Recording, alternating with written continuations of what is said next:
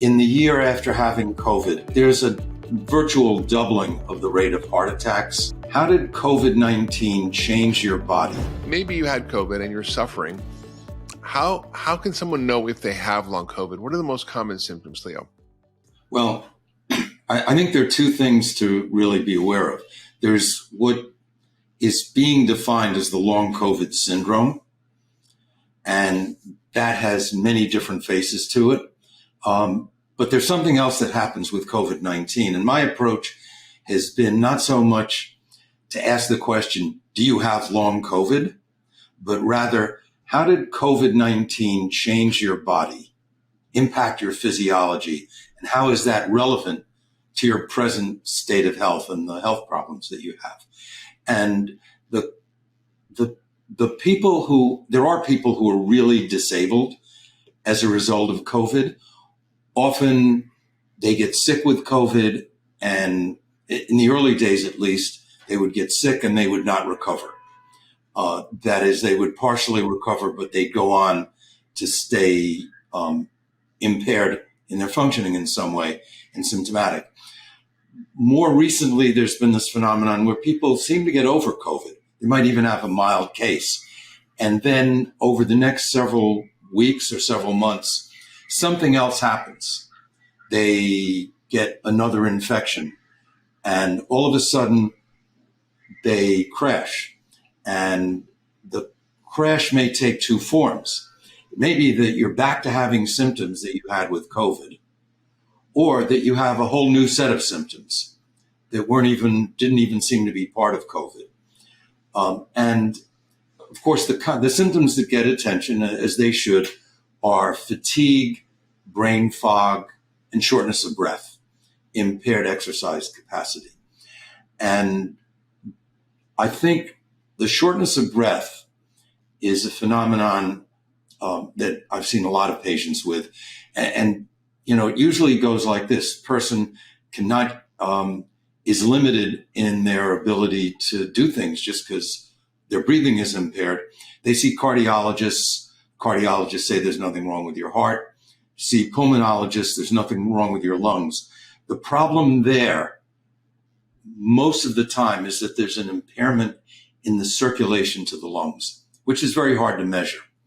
So it's like a vascular thing. There are only things that happen. COVID-19 is essentially a vascular problem. I mean, the virus enters the body. It enters the body through the respiratory tract, but it goes to the blood vessels. It hones there, and it creates inflammation of the lining of the blood vessels. That then creates a kind of cascade of effects in which blood clotting occurs, because the blood vessels, when you have inflammation in the lining of the blood vessels, you start to get activation of the blood clotting cascade. And then there's impairment in flow to different organs. And that happens in the brain and in the lungs. And in the lungs, that effect will produce this shortness of breath. And so what you really need is to restore blood flow. It's not a problem of the lung tissue itself. And it's not a problem of the heart pumping. It's the microcirculation. And the same thing happens in the brain. And in the brain is very sensitive to inflammation. And so around the blood vessels, you start to get what's called perivascular inflammation. And that really impacts the brain in many ways, and is the cause of what I would say are the two major kind of neurologic problems that occur after COVID-19. One is brain fog, and the other are disturbances in the regulation of the autonomic nervous system, this phenomenon called POTS, which stands for positional orthostatic tachycardia syndrome. And that has really become one of the factors that creates disability after COVID-19. Yeah. Wow. So basically what you're saying is after COVID, you can get all sorts of complications like shortness of breath because of how it affects your lungs, brain fog and headaches and cognitive dysfunction because of how this affects your brain. You get mitochondrial dysfunction, which is your little energy powerhouses where you can't have exercise capacity and you feel tired and fatigued. And it seems to have these long-lasting effects of fatigue, brain fog, exercise intolerance, shortness of breath that persist and that are really difficult to treat. And conventional approaches seem not to work that well. And then, of course, you've got, as you mentioned, this nervous system effect, the autonomic nervous system, where you actually have trouble, with standing up and getting dizzy, and your heart rate races, and you get, just trouble functioning. How many people you think have post-COVID? What is the literature telling us about it? Because early reports were kind of all over the place, but it seems like it's a persistent problem. Oh, it's definitely a persistent problem. The estimate is that there are about 20 million Americans right now. So people in the maybe U.S. 10%. suffering with, and it may be higher. See, there's another complication of COVID-19 that is sort of distinguished from long COVID, but it is really a post-COVID complication. In the year after having COVID, there's a virtual doubling of the rate of heart attacks, onset of diabetes, high blood pressure, strokes, and the development of some new neurologic or psychiatric disorder. Also GI disorders, the latest study that I saw. So there are all of these problems that don't seem to be COVID, but their incidence is increased after COVID. And I think that's a real phenomenon. I think it's related to what COVID does in your body. I've been tracking blood clotting, for example, microscopic blood clots and disturbances in T lymphocyte function, the memory lymphocytes, the ones that are involved in controlling viruses, for example, old viruses. And I found that there are people who have fully recovered from COVID. And I'm seeing this mostly, I'd say, in adult men, middle-aged men. They think they're totally back to normal. But when I look at these parameters, they have evidence of microscopic blood clotting for months after COVID. How would that show up for somebody? What would be the symptoms of that? Well, actually, there's a panel of tests that Quest Laboratories does. Quest is a national lab, and you can get them through almost any lab. Quest calls it the thrombotic marker panel.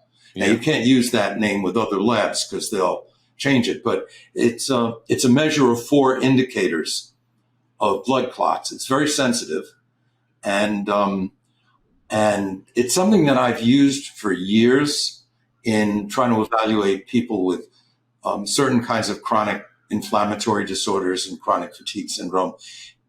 But I have never seen as many positive results as since the onset of the pandemic. And what is it actually testing for? What is on that thrombotic panel? It's looking for evidence that a blood clot occurred. And it doesn't have to be a major blood clot. So what are the analytes on that test? What are the analytes? Okay, they look at the 3 markers that people aren't familiar with. There's something called fibrin monomers. These are strands of the fibrin that creates the clot. There are thrombin antithrombin complexes, which thrombin is part of what's involved in generating the clot. And there are prothrombin fragments. And prothrombin, there's a whole cascade of events involving different proteins. And so we look for activation of those proteins. Yeah. So basically, when your blood's clotting, it has a whole system of clotting, and those factors are part of the clotting system that you can measure when they're increased. And that's what this is kind of like the smoking gun. Yeah, is so that's what we're fascinating. seeing. So they may not be symptomatic, but they might have these abnormal markers. Is what you're saying? Yeah, and I've found them persisting for months and months, and that is what's been all of the research that's looked longitudinally at people who are recovering from COVID find that it takes between 2 and 8 in people who recover and don't seem to have any symptoms. It takes about 2 to 8 months for different immune parameters and parameters of blood flow to return to normal, even in healthy young people who have had That's COVID. quite amazing. This is not like most other infections. Yeah. It's interesting because we think of, COVID as a respiratory problem, but it actually is more of a blood vessel disease, and it seems like, and it affects everything. And the things you were talking about, hypertension, diabetes, the gut issues, these are all inflammatory problems. So how does this COVID-19 sequelae happen? Is it because there's some part of the virus that persists, like the spike protein? Is it still activation of the virus at some low level? What is the thinking around how this continues to go on in the body after you recover from COVID, the acute infection? Well, there are a number of different theories about that, and the concept of viral persistence is a prominent one. And the question there is it live virus that's persisting, or is it just viral fragments? Now, this is not a new question. I mean, you and I have dealt with this issue in patients with chronic fatigue syndromes and various inflammatory disorders for a long time, because it's clear that there are a lot of people who get infections, and once they've had the infection, they go on to develop a chronic inflammatory state. I think it's way more common after COVID-19 than most other infections. And that might have to do with a kind of cascade of effects. And what I have on my website in the document, Long COVID Prevention and Treatment, is a graphic that I call the Web of Long COVID. I've been working with this graphic for a little over a year now, since the beginning of 2022. And it really, and so far, it really seems to be the best representation of all of the factors that contribute and that interact to create this kind of spider's web that we get caught in. But I think one thing that happens is the inflammation of blood vessels triggers the clotting phenomena, which involve these tiny fragments in blood called platelets.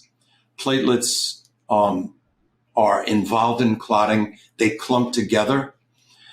When the platelets clump together on the lining of the blood vessel, they actually transmit signals that get from the inside of the blood vessel to outside the blood vessel, where they activate various cells in the immune system.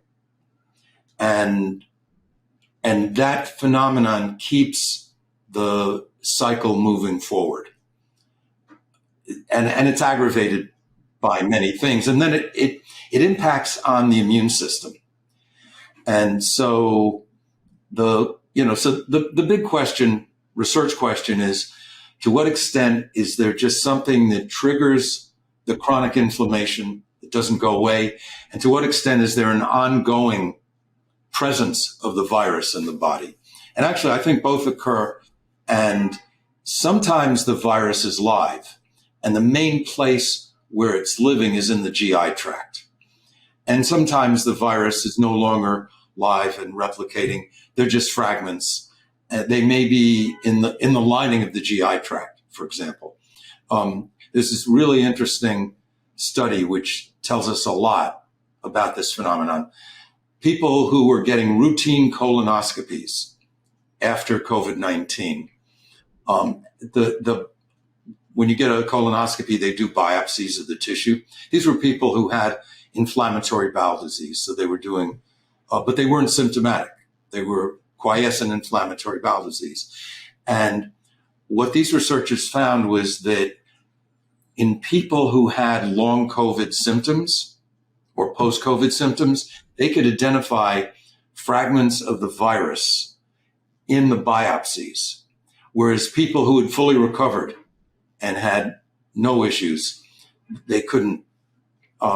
So at least for some groups of people, the persistence of either live virus or viral fragments in cells of the body, especially in the GI tract, is an important driver of inflammation.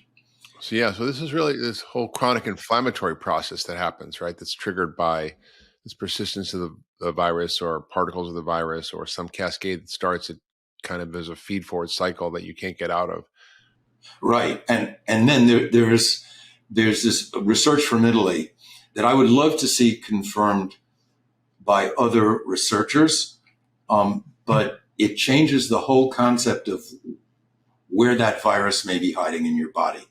The Italian researchers found that the SARS-CoV-2 virus, which causes COVID-19, could actually be isolated from gut bacteria in people who have COVID-19. I mean, we know that when you get COVID, the virus is in your blood, is in your stool. It's in the GI tract, and people will shed it in their stool for weeks and weeks, even after the respiratory part is cleared and they have negative nasal swabs, and they may be free of symptoms. And the question is this because it's in your body, it's in the lining of the gut, or is there something else going on? So these Italian researchers found that if they took the bacteria from people who have COVID-19 and they grew it in culture to the point where there were no viable human cells, that they could actually find the live virus there that was replicating. And that's an unusual phenomenon, but it's not unheard of, in which a virus that attacks humans or other mammals can also enter into bacteria and become what's called a bacteriophage.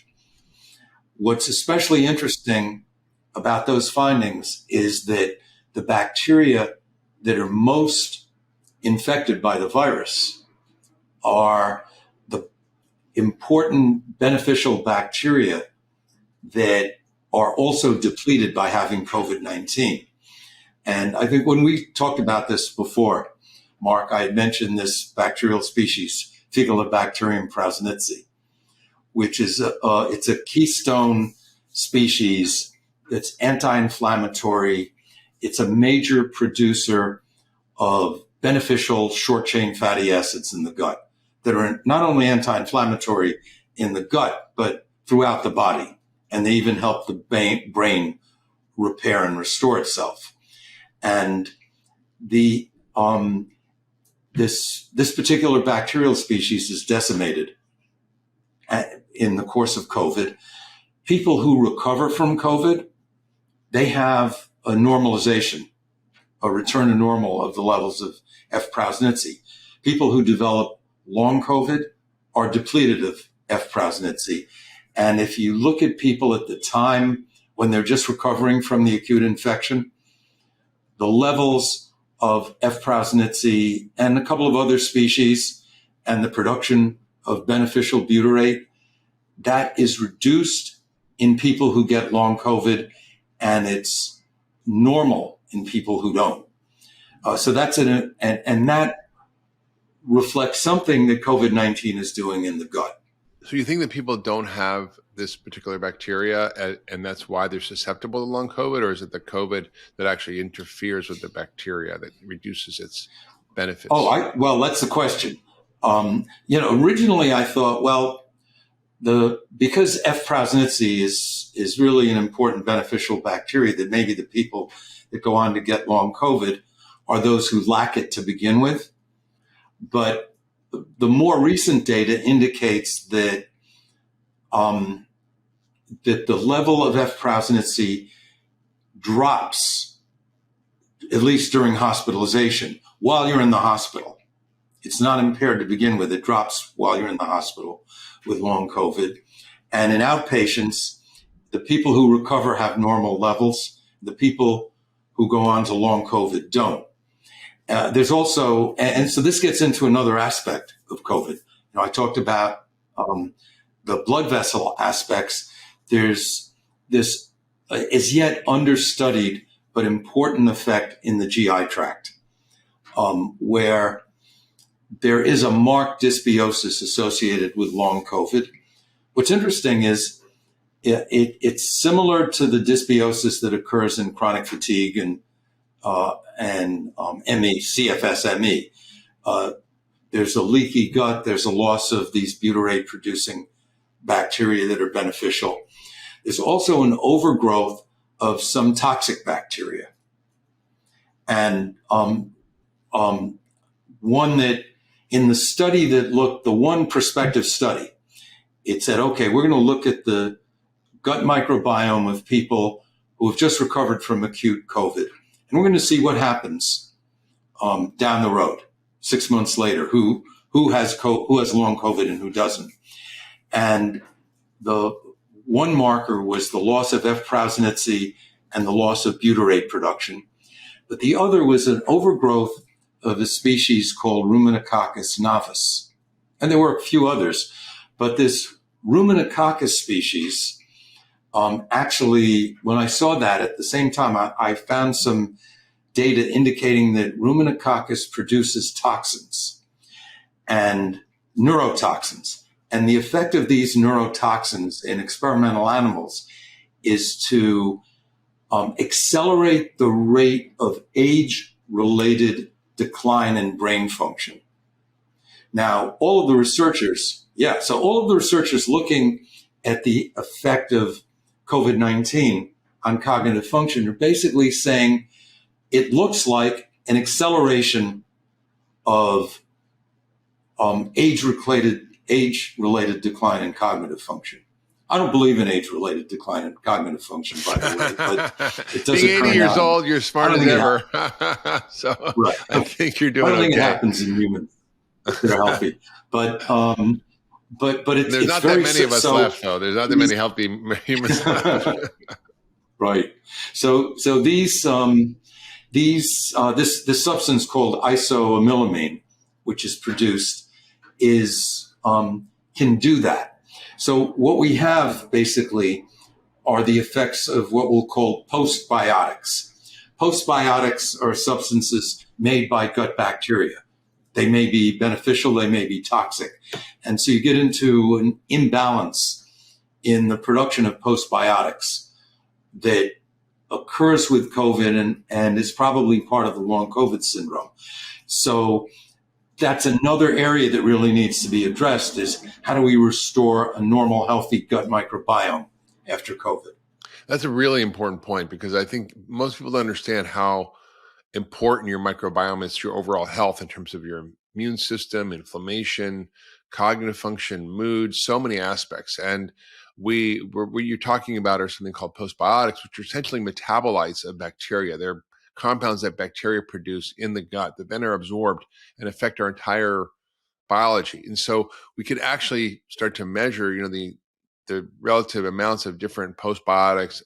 We can measure the amounts of different kinds of bacteria. And we can see, like you're saying, with post-COVID, people have a depletion of the good guys and an increase in the bad guys that are producing toxic stuff. And the good guys are producing beneficial stuff, like you said, butyrate, which is a very important compound that regulates immune function, inflammation, is fuel for the gut, has many, many benefits throughout the body.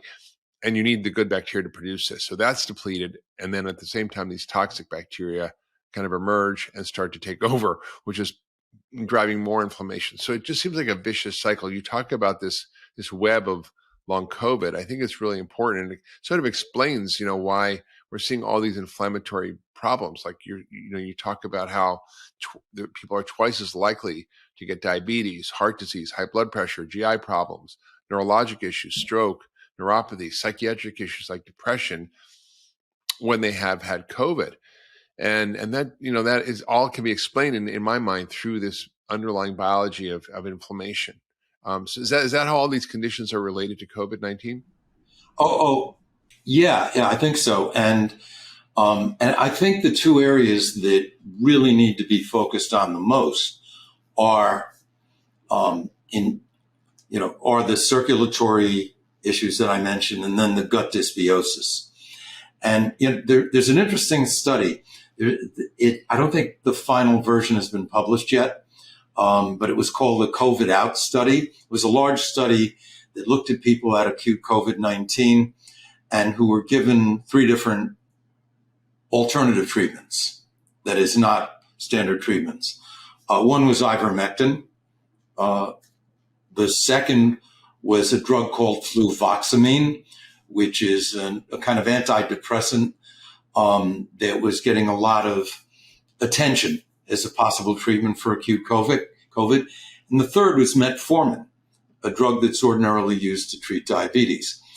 Well, there were no effects of these on the immediate outcome. And they got them for short periods of time. That is, fluvoxamine and metformin were only for 14 days, ivermectin for 3 days. There was no immediate effect on the outcome. But 10 months later, people who had gotten metformin were 42% less likely to have post-COVID fatigue compared to placebo. And what is very surprising in this is that fluvoxamine actually had a negative effect long term. People who had gotten fluvoxamine, ivermectin had no effect. It didn't on its own, and it didn't interact with the other drugs. But people who had gotten fluvoxamine were more likely to have post-COVID fatigue. And people who got both metformin and fluvoxamine, the metformin did not work as well. So there clearly seems to have been some negative impact of fluvoxamine in this particular study. I tried to figure out what's the difference. Why, when we look at metformin has a lot of different effects on the body, anti-inflammatory effects, but fluvoxamine does also. The one thing that metformin does that these other substances don't do is metformin is known to impact the gut microbiome. And many of the beneficial effects of metformin in reversing diabetes and improving insulin sensitivity, because metformin is basically an anti-diabetic drug, although it also has longevity enhancing effects. A lot of the effects of metformin are realized through the gut microbiome. There are changes in the microbiome that accompany the use of metformin. And that's the one distinguishing characteristic. That's fascinating. That highlights the importance of the microbiome. Yeah, that's fascinating. And I mean, I think, there's so many aspects of our health that are impacted by this virus. It's quite amazing. It's almost like chronic fatigue syndrome, which just affects everything. I had that, 25 years ago. You helped me with that. And I think, mine was triggered by mercury, but anything that kind of tips the system into an inflammatory state, whether it's a toxin and virus or infection, can kind of create these long-term system-wide effects that people kind of treat symptomatically instead of dealing with the causes of it. And I think, we're seeing this a lot in medicine now, that people are trying to treat it, but they're using drugs to treat the symptoms and not the cause. So I'd love to sort of dive in a little bit. And we've talked about, some of the consequences on cognitive function, on these chronic diseases, autoimmunity, developing allergies, chronic digestive issues. This web of long COVID, I think, helps explain why this is all happening. It's a little technical, but I'd love to kind of break it down for people, because I think there's, this phenomena that happens where we have sort of a tipping point with the virus that actually causes something called ACE2 deficiency, where the virus enters your cell. ACE2 is basically an enzyme that is involved in so many aspects of our health, and that causes mitochondrial effects, which are the energy producing cells. I mean, the energy producing little organelles inside your cells, and that has sort of 8 different things that happen after that, which cause organ damage. So, can you talk about how these 8 things are connected, what they are, and when we start to sort of thinking about treatment, how we start to treat this? Because it's not necessarily treating all of them separately. It's understanding what the common themes are and then kind of resetting the system. Would you mind sort of walking us through? Because it's in your document. Sure. It's in your long COVID and prevention treatment document on your website. Yep. And also you have a guide for providers called Understanding Long COVID, a comprehensive presentation for health professionals. It's on your website. Highly recommended. It's a little technical, but you present all the data, you present all the research. This isn't just kind of pulling straws out of the air. It's really deep understanding of what scientists are now finding that are at the root causes of some of the suffering that people are having with long COVID and COVID itself. I'd love to go through that, Mark, because I spend most of my time thinking about it. Yeah. And, so let's get into it. So and if I might stop you to clarify here and there, but I think if I don't understand it, most people, so I'm going to kind of help people get this. Okay. So look, the central event in COVID-19 is the entry of virus into cells. And in order to enter your cells, it needs a gateway.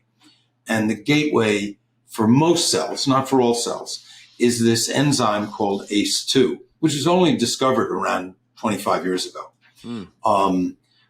And ACE2 is a vitally important enzyme. ACE2 is like the fire department. ACE2 is like the police. It's there to correct and rein things in. It's there to balance your body in so many different ways. And when the virus enters your cells through ACE2, it damages ACE2 and decreases its function. And almost all of the severe complications of acute COVID-19 can be linked to that damage to ACE2. The cytokine storm and the overexuberant immune responses and the scarring and the fibrosis and even the blood clotting, the damage to blood vessels. The loss of ACE2 just amplifies all of that. With the loss of ACE2 in cells, there is also damage to mitochondria. And the mitochondria are these little tiny powerhouses that are responsible for generating most of the energy in your body. That's a pretty complex phenomenon.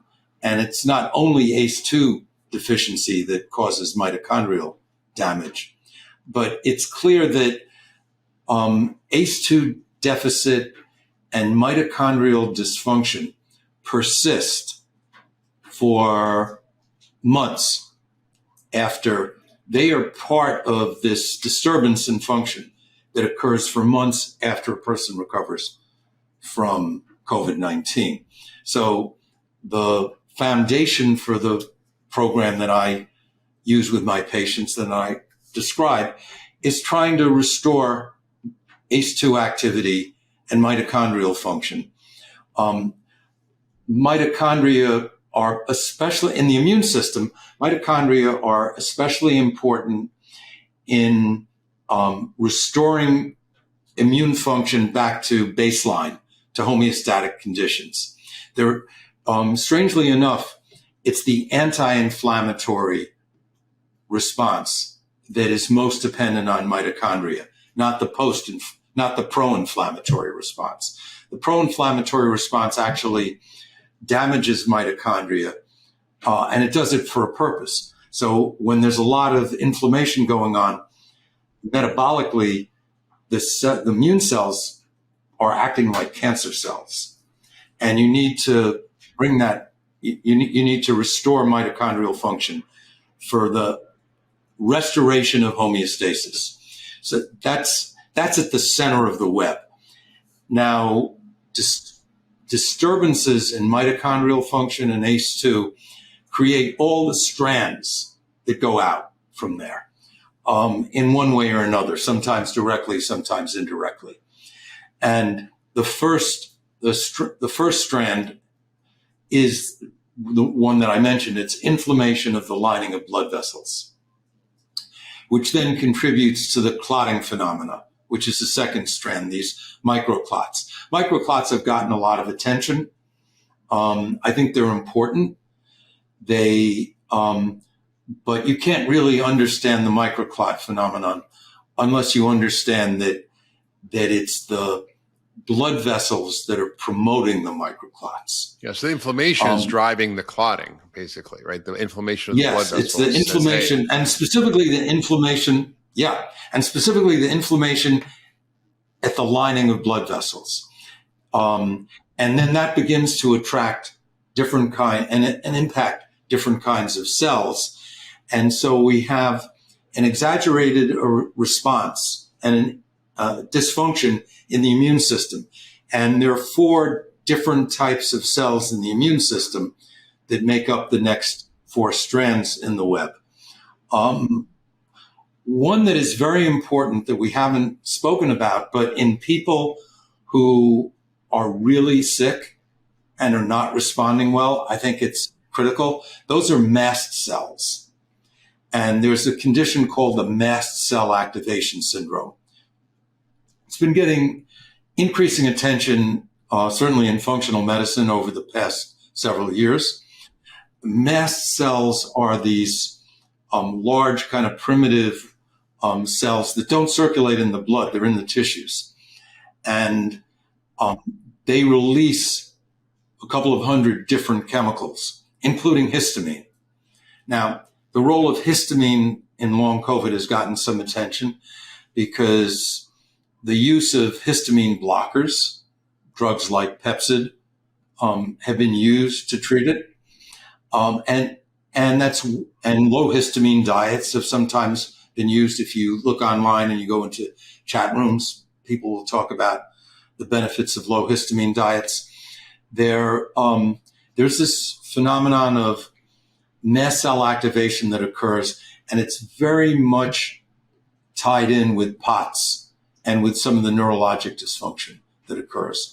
So mast cells we think of as typically in allergies, right? And when you have allergies, your mast cells increase, and they increase histamine, which then creates this sort of hives and allergic symptoms. That's what you're saying happens as part of post-COVID for people? Yes, except that this can happen without hives.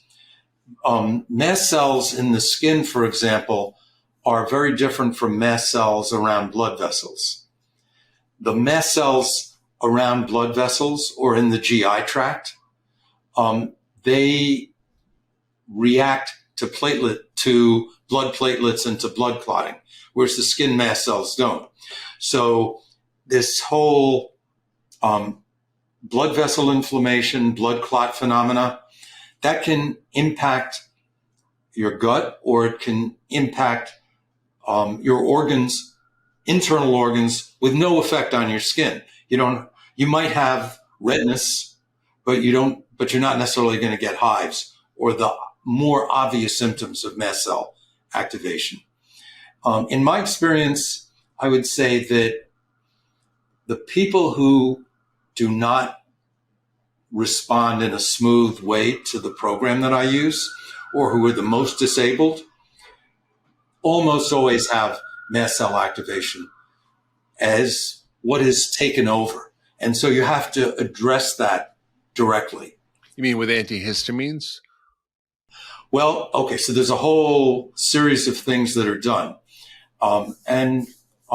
What conventional specialists in mast cell activation will do is they'll start you with an antihistamine, any of the ones that are used, Claritin, Zyrtec, Allegra.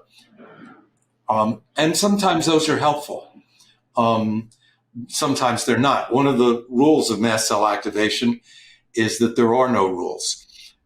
You can, anything that may help you can make you worse. Yeah, interesting. And because the mast cells kind of become like loose cannons in the situation, and you never know what exactly how they're going to respond and what they're going to do. So you have to go very slowly, very methodically. So how would someone know if the mast cells are going on and activated in their post-COVID phenomena? There are some blood tests that can be helpful and some urine tests, but they're not very sensitive. So you can have, certainly we'll look at plasma histamine. We'll look at an enzyme called tryptase that's produced by mast cells. But as I said, there are 200 different chemicals that are produced. And unless the timing is right, you may miss the peak of those chemicals. So ultimately, it is a clinical diagnosis based upon the nature of the symptoms, the pattern, the response to treatment. So you mentioned like 4, so that's one of them. What are the other? Right. Well, then there are a group of white blood cells called monocytes, which have a tissue component. That is, the monocytes circle in the tissues. They're called macrophages, which means a large eater. And these are cells that gobble up bacteria and viruses and damage cells. And they have important regulatory functions that are definitely imbalanced. I call it the phenomenon monocyte polarization, but they're imbalanced in long COVID. And I think we can trace a lot of that imbalance directly to the ACE2 deficiency and to some extent to the mitochondrial dysfunction. So it's not as if the mast cells need to be treated on their own. The monocyte macrophage polarization, that will usually respond if you deal with the other factors. Then there's the production of autoantibodies. So that involves a type of cell called a B lymphocyte. B lymphocytes produce antibodies. Antibodies are proteins that your body makes to protect itself, basically, from foreign invaders. I would say I view antibodies like the artillery. They get the cells themselves are not involved in the combat.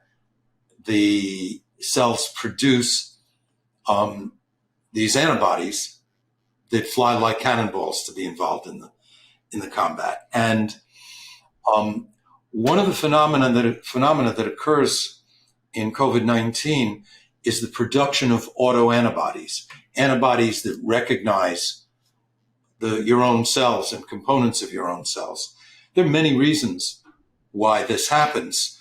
And part of it is that there are proteins in your body that are similar to the proteins that are in the virus. And so there's this confusion in the immune system.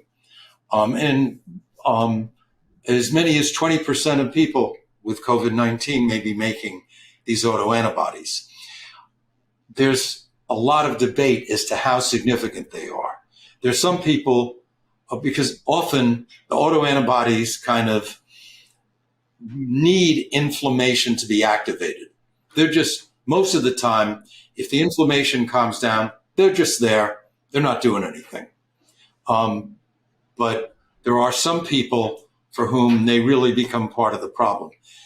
That is, aside from calming inflammation, that's very hard to treat on your own. You'll need a medical professional to treat that. And probably the most effective treatment that I've seen so far has been intravenous gamma globulin, IVIG, which ties up these antibodies.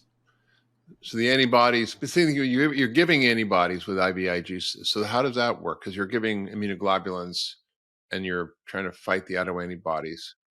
What they do is they tie up the autoantibodies, basically. They kind of bind them up.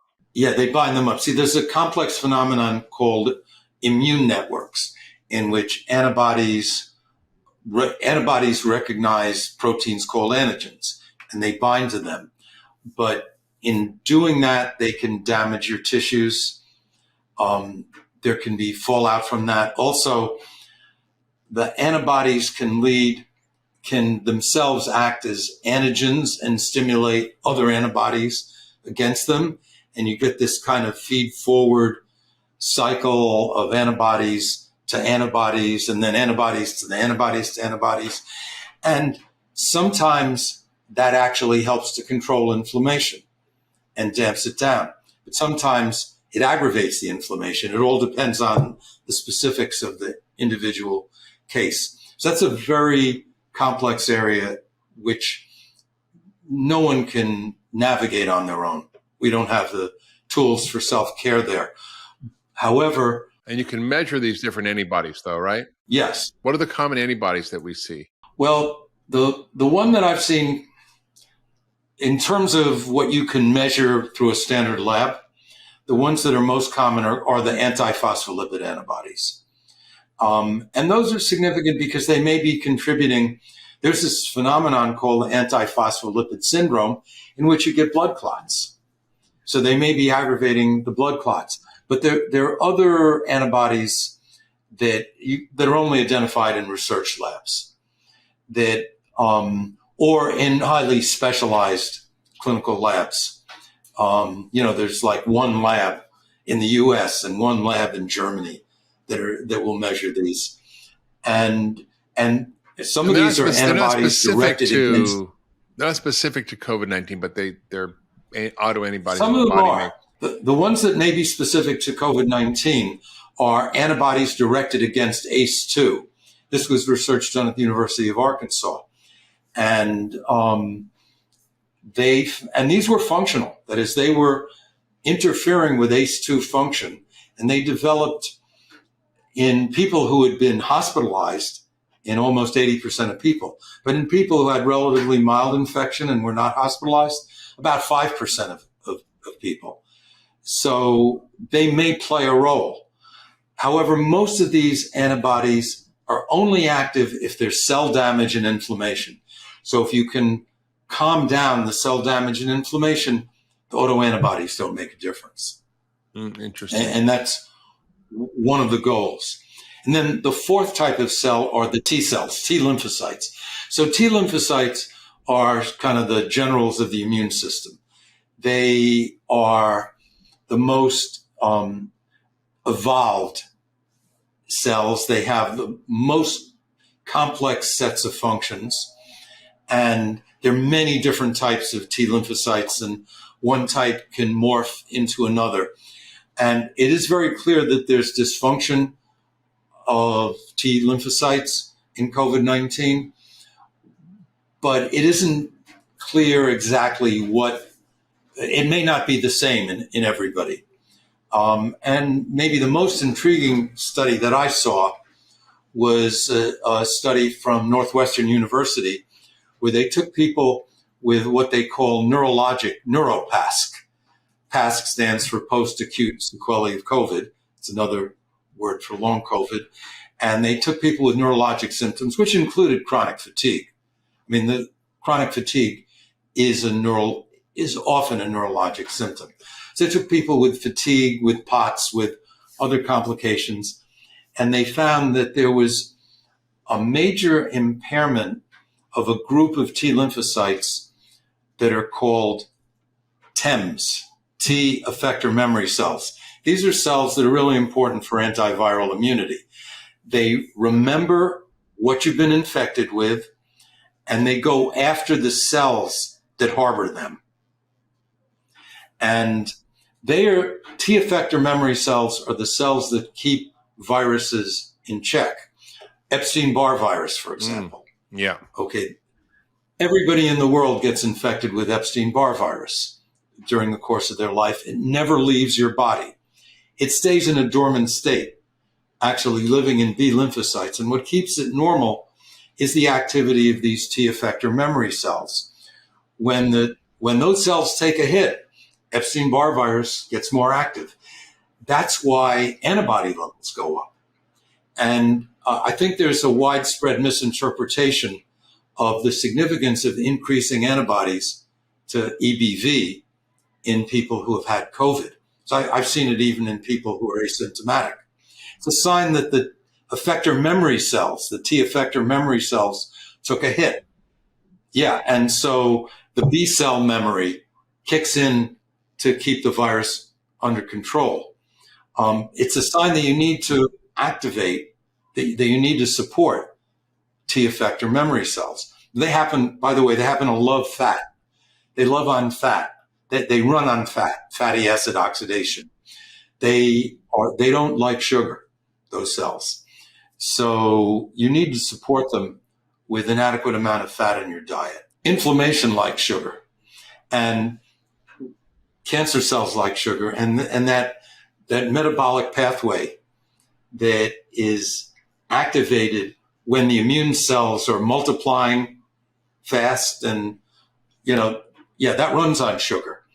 It's a complex kind of phenomenon, but when you want to calm it down, you really, you need the fat. Amazing. So I think I want to soon get into the treatment, because we've been talking about the cause. I know there's two other strands of the web that you want to talk about: the viral persistence and the microbial dysbiosis, which we kind of hit on. Do you want to say anything more about those two? Because I want to dive into what people can do about this, because it is a daunting problem, and it causes a lot of suffering and unnecessary suffering in my mind, because there are good treatments.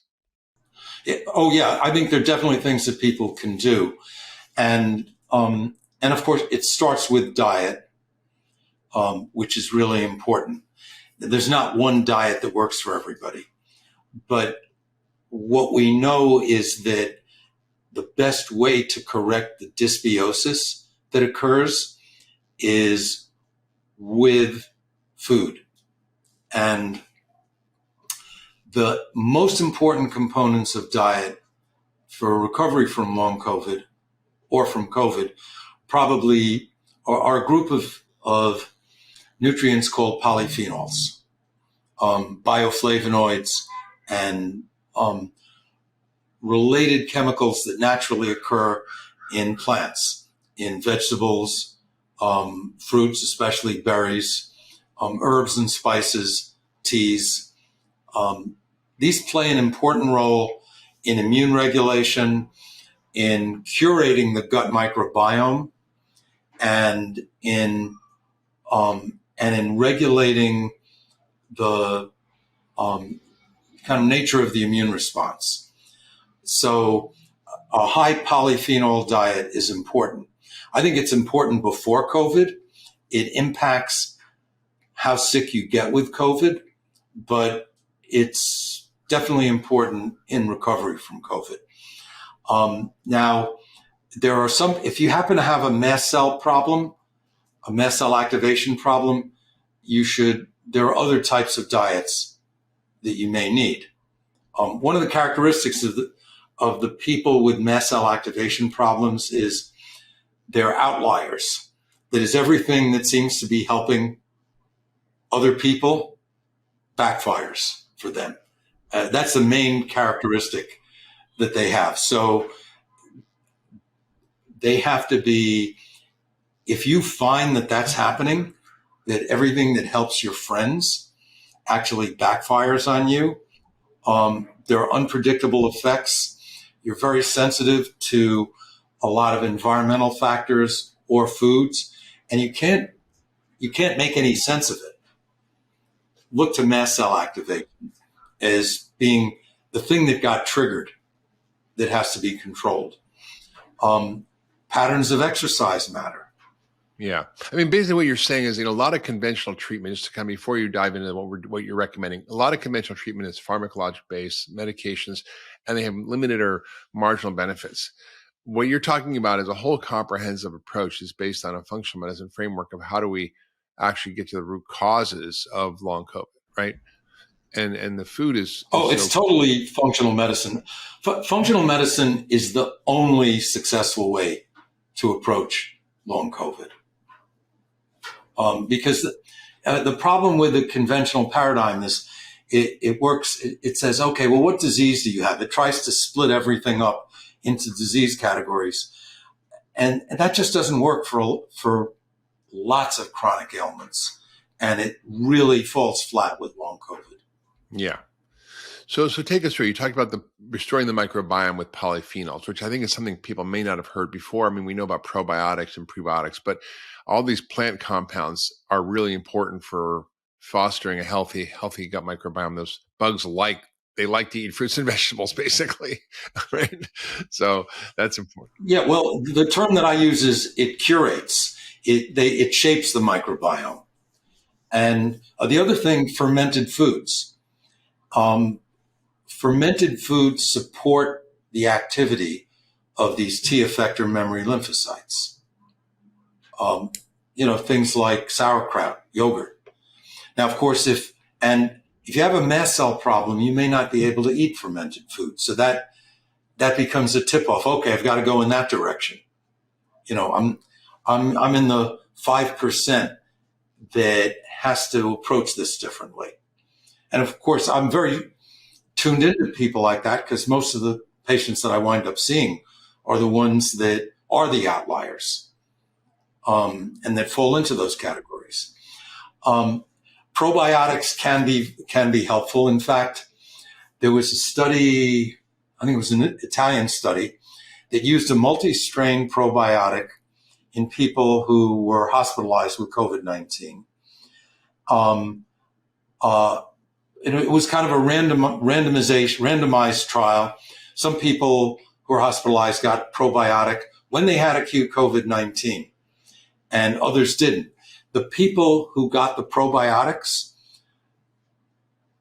8 to 10 months later, had a markedly reduced level of fatigue.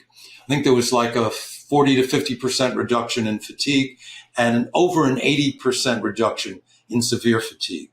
So probiotics definitely make a difference in recovery from COVID-19. The one that I've used that I like the most for short periods of time is a soil-based organism that it's a strain of Bacillus subtilis that it's B7092. It produces alpha interferon, and the virus is very sensitive to alpha interferon. So I will give people that. It's available in the U.S. under the name Tundrix, and it was originally developed in Ukraine, actually, during the Soviet era. It was never intended to be a long-term probiotic. It's a short-term, 2 to 4 weeks. But I found it really helpful in 2 settings with regard to COVID-19. One in acute COVID-19, and the other is for people who have GI symptoms after COVID-19, which a significant number of people do. It really helps control the GI symptoms. Where can people get that? It's available online, Tundrex. I don't think it's in stores. I've been using it for years, mostly to help people who had been sick with some kind of GI infection. The GI infection got treated, but they didn't get better. The Tundrix, the Bacillus subtilis 7092, was very helpful in restoring balance in the GI tract so that their post-infectious irritable bowel syndrome, as it's been called, improved. Other probiotics that may be helpful are Lactobacillus plantarum, which basically is what ferments sauerkraut. Lactobacillus plantarum is the ingredient in fermented foods that helps stimulate these T effector memory cells. And now for people who have mast cell activation, there may be specific probiotics that would be helpful that actually reduce histamine rather than create it. So again, we get into, if you're somebody in whom all of the treatments that help other people don't work for you, you need to open that door. That dominates the web, the mast cell situation. Then there are 2 strains of probiotics that have been shown to enhance the growth of Faecalibacterium prausnitzii. You can't, there's no probiotic of F. prausnitzii. You need it, right. You can use prebiotics. These are foods that support the growth, that are high in fiber or high in certain kinds of resistant starch that support its growth. There are supplements that you can take of certain oligosaccharides, complex starch molecules that support its growth.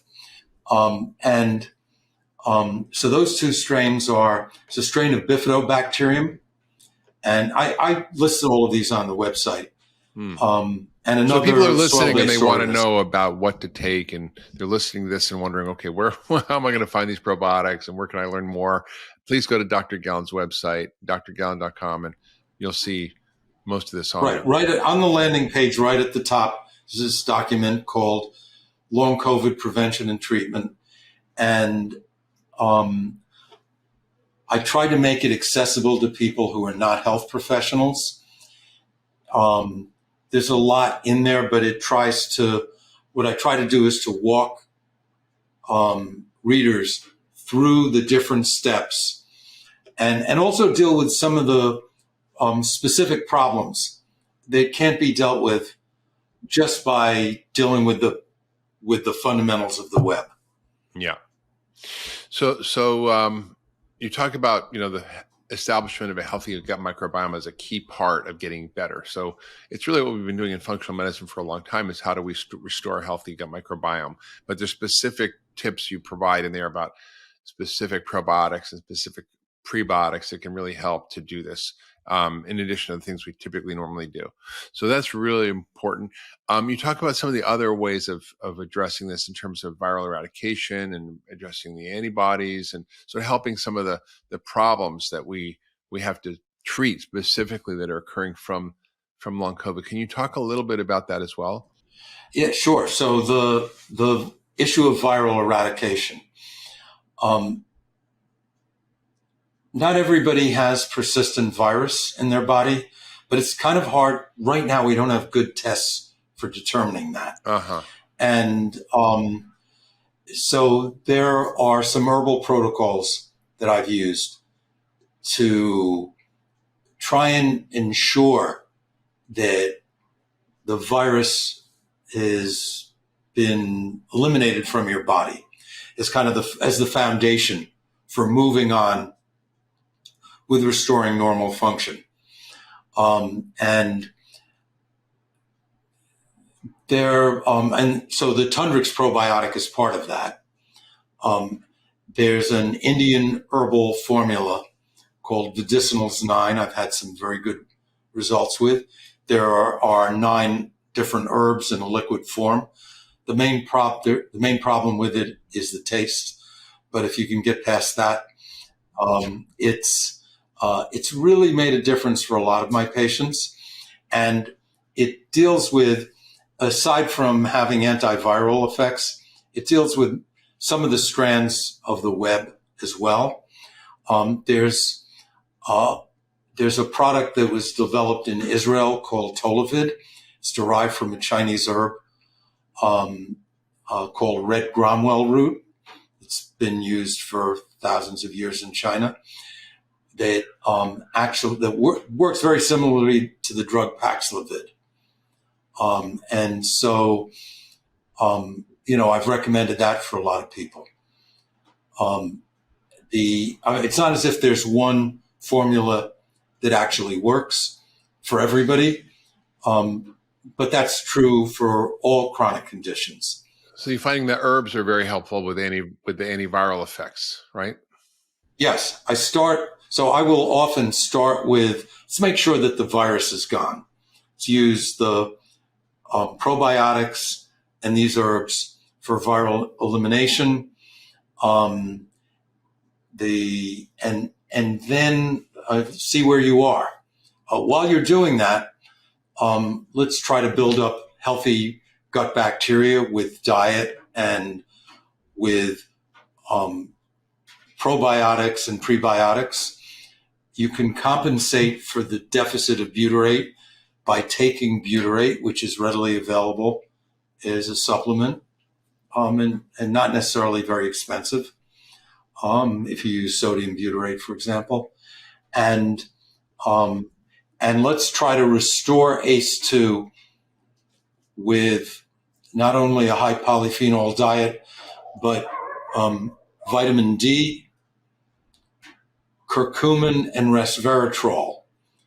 Curcumin and resveratrol are polyphenols that are widely used in functional medicine, and among their protective effects is that they help to restore ACE2 activity in cells. Yeah, they're also good for longevity too.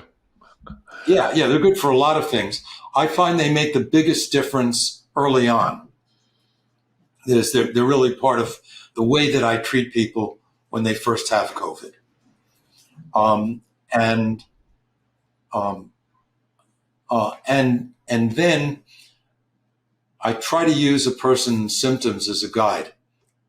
If fatigue is a significant problem, coenzyme Q10 can be very helpful, and other supplements that help mitochondrial recovery. CoQ10, various forms of vitamin B3, niacin, make a difference, and especially with energy. in the recovery stage. So you can use all the mitochondrial supports like N-acetylcysteine, lipoic acid, CoQ10, carnitine, carnosine, things like that. And alpha lipoic acid and NAC, N-acetylcysteine, also support ACE2 because ACE2 really gets damaged with the inflammation that occurs. So I use them frequently at the onset of infection because they've been shown to help prevent the damage to ACE2 that occurs with the inflammation. Alpha NAC is good for the lungs, and alpha lipoic acid is good for the nervous system, and is one of the standard natural treatments for neuropathies, for damage to nerves. Yeah. Interesting. So there are multifunctional benefits of these supplements. So you're basically personalizing the treatment based on what you're finding in each patient, based on their symptoms and the way the mechanism of actions are working with what we describe as part of this sort of web of long COVID. So we talked a little bit about diet and high polyphenols, good fats. We talked about sort of limiting sugar. Talked about restoring the gut microbiome, viral eradication. What else do you do for these patients? There are certain specific problems that people have afterwards. That represent around the outside of the web is the organ damage. So there's certain specific problems people have that are really due to organ damage and dysfunction, and which may need to be directly addressed. So, for example, the shortness of breath due to the loss of blood flow to the lungs. That can be, there are certain specific supplements that may help that. And you want to prevent, you want to reverse the blood clotting, but vinpocetine is an extract of periwinkle. It's been around for a long time, mostly used for enhancing brain function and brain blood flow. Turns out that vinpocetine also enhances blood flow to the lungs. So that is part of the protocol that I use for dealing with shortness of breath in post-COVID shortness of breath. And I have a description of a way you can test some of the mechanisms that might be involved in your shortness of breath in there. POTS is a very big problem in the people that consult me. And with POTS, first of all, you can make that diagnosis yourself. I can't tell you how many patients have consulted me who clearly had POTS, and there's a home test that you can do. You can do it just by checking your pulse. It's helpful though to be able to check your blood pressure at the same time. But just looking at the changes in heart rate and blood pressure, if possible, that happen when you go from lying down to standing up. And you stand leaning against a wall to kind of relax your body for 10 minutes if you can do it. If you can't do it for 10 minutes, it's really a big problem. But an increase in your heart rate without a drop in blood pressure of 30 beats a minute or greater is pretty strong evidence of POTS. So we want to address that, first of all, you need a lot of salt if you have POTS. You need to expand your blood volume. So you have to avoid dehydration. Diet has complicated effects on POTS. On the one hand, carbohydrates tend to help fluid retention. Certainly very low carb diets pull fluid out of your body that may not be desirable. But eating a high carbohydrate meal causes a lot of fluid to go into your gut. And if you eat a high carb meal and you feel like you're going to pass out and your POTS gets worse, you probably need to cut back on the amount that you're eating. And there are a number of other there are a number of resources available online for dealing with POTS. One of the things that is really critical for overcoming that is exercise. The problem is you can't exercise because you get you feel too bad when you're exercising.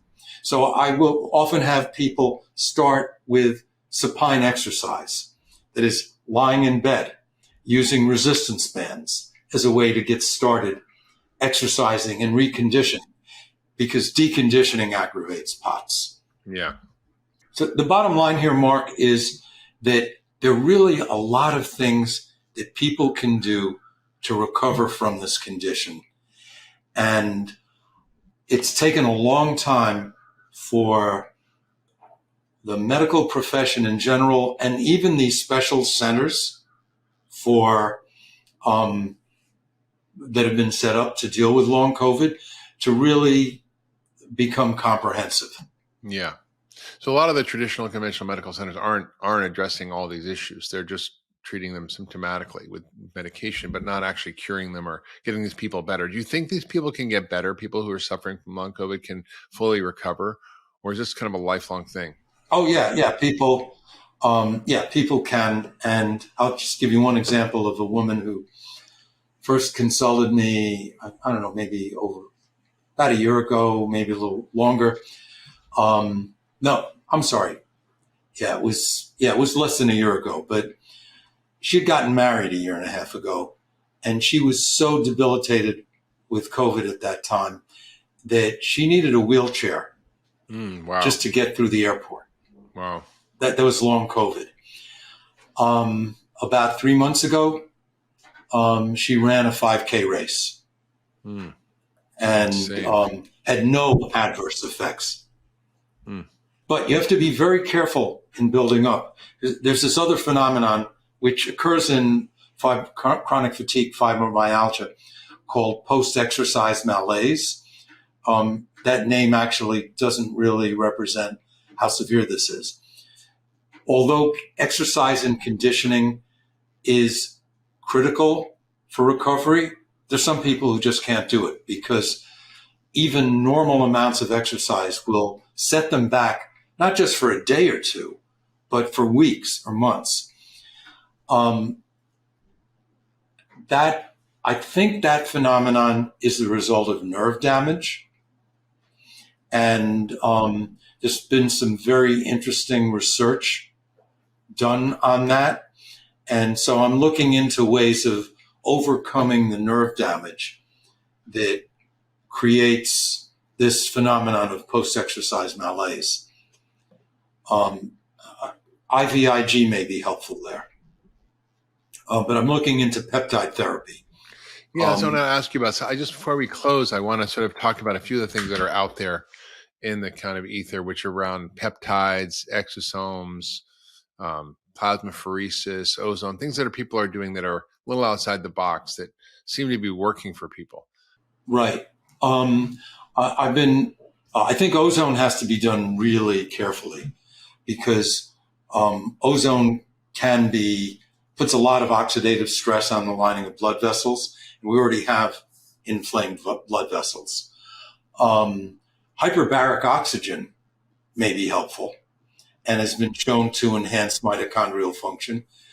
But I have to say I've seen mixed responses to both hyperbaric oxygen and ozone. I don't have much experience with exosomes, but I have heard reports of benefit. One of my patients benefited from exosomes. It really seemed to impact the neurological response to exercise. As far as peptides go, I think peptides are a very exciting approach to treatment. Of course, this isn't something you can do yourself. You need a doctor to do it. May not be covered by insurance. The peptides generally have to come from compounding pharmacies. But right now I'm looking at a peptide protocol for treating the neuropathy of COVID-19 and other neuropathies. What are you finding works for that? I just don't have enough data. Hmm. What are the peptides you're finding hopeful? Okay, so yeah, there are 3 peptides that I'm looking at, and 2 of them actually are also useful in dealing with mast cell activation. 2 of them are thymus-derived peptides, thymulin and thymosin beta-4. Thymosin beta-4, I really like. It really I think it has beneficial effects in the nervous system. I found great responses to it in people who have had head injuries. And there are some oral forms. Thymosin beta-4 is available in pill form, but they're more effective if they're given by injection. So I'll use thymulin and thymosin beta-4 by injection. And then there's another peptide called ARA290, which actually is FDA approved for the treatment of neuropathy. It's just not really available and relatively expensive. But there have been controlled randomized clinical trials with it for autoimmune neuropathy, which have shown improvement. And it's based on a natural peptide that's found in the body, as most of these are. I mean, that's one of the things about peptide therapy is they're all based on natural substances that are important for healing responses. Yeah. Interesting. Yeah. And so the thymus-derived peptides may also help stabilize mast cells. And then there's another peptide called BPC157, which is a mast cell stabilizer. That's available in oral and injectable form. So I think that's certainly a frontier of treatment, and I think very promising. That's great. Well, it sounds like there's a lot of things that are available. This is sort of when this first came on the scene, COVID was driving so much suffering through post-COVID, and nobody really knew what to do or how to deal with it. And you've spent the last 3 years deeply researching this, looking at all the scientific papers and coming up with a set of recommendations and a framework for thinking about it through the web of long COVID and a way of actually addressing each of the aspects of this from the root cause and helping people recover. And I've seen many people with post-COVID as well, and I've seen them recover by using this approach and also by using sometimes things that are a little out of the box. I know, for example, I had not exactly post-COVID, but I mentioned to you earlier that I had arthritis develop after I got COVID and my hand blew up and I was really feeling terrible. And I had something called plasmapheresis, which is a way of cleaning the blood of inflammatory compounds. So there's a lot of ways to do this. I think people shouldn't get discouraged. They should feel hopeful, actually, if they're suffering, because by using a functional medicine framework and by looking at these various aspects and finding someone to work with who can help you with some of these other treatments, whether it's peptides or exosomes or plasmapheresis or even ozone, it can be very, very helpful. Hyperbaric oxygen as well is great for recovery of a lot of the brain issues.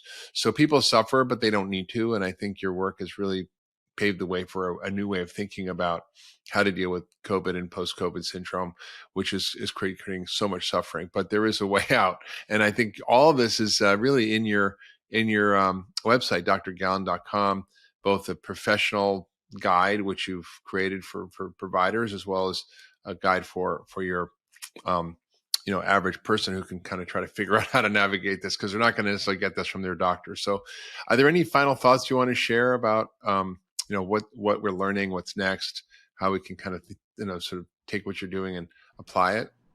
Well, I think there are a lot of lessons from the pandemic that we need to absorb. I do think that long COVID is maybe going to be the major public health complication of COVID-19 as it now becomes endemic, because the data suggests that that's not going away. And I mean, most people are going to get COVID-19 once a year. And having had COVID before doesn't reduce your risk of getting long COVID. I think this is really, this is a wake-up call to how we create a sustainable healthcare system. Yeah. If you love that last video, you're going to love the next one. Check it out here. Histamine. What the heck is histamine? Why should we care? And tell us why it's so important and why it contributes to so many people's unnecessary suffering. So histamine is found naturally in the body. The body makes histamine. We also